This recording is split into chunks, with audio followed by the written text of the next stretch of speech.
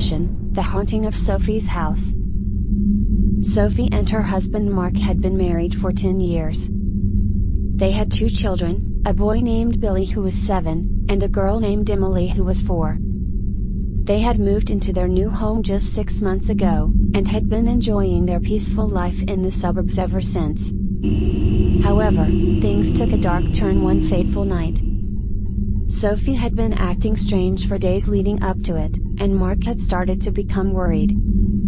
He had tried to talk to her, but she had been distant and unresponsive.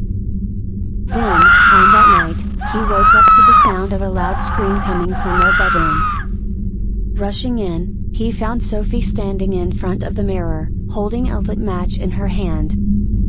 She was staring at her reflection, her eyes wild with a look of pure terror.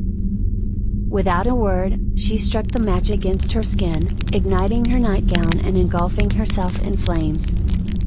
Mark tried to save her, but it was too late. The flames had consumed her body, leaving nothing but charred remains on the floor. The police arrived soon after, and Mark was taken away for questioning. The house was deemed uninhabitable, but for some reason, Mark couldn't bear to leave it. He stayed in a hotel for a few days, but eventually found himself back in the house, trying to piece together what had happened to his wife.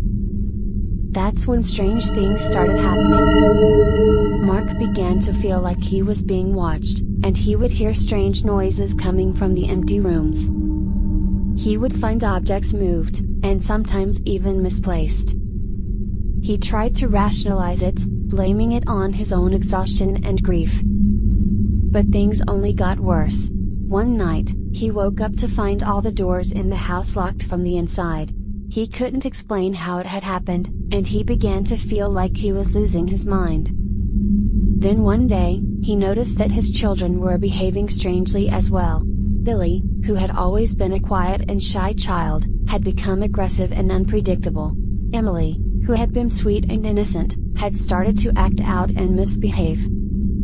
And that's when things took a truly terrifying turn. One night, as Mark was lying in bed, he heard footsteps coming from the hallway.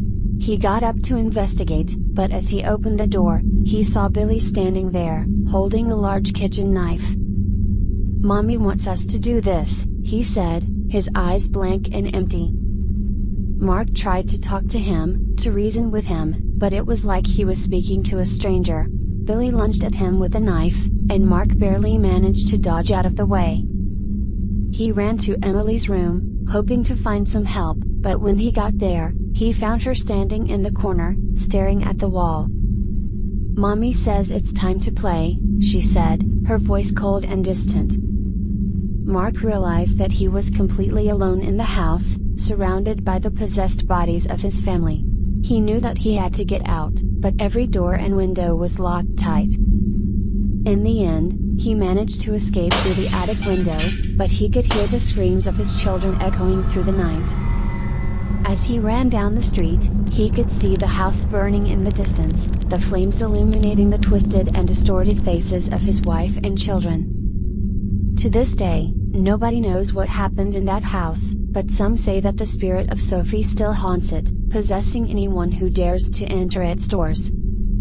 And some say that if you listen closely, you can still hear the screams of Mark and his children, trapped forever in the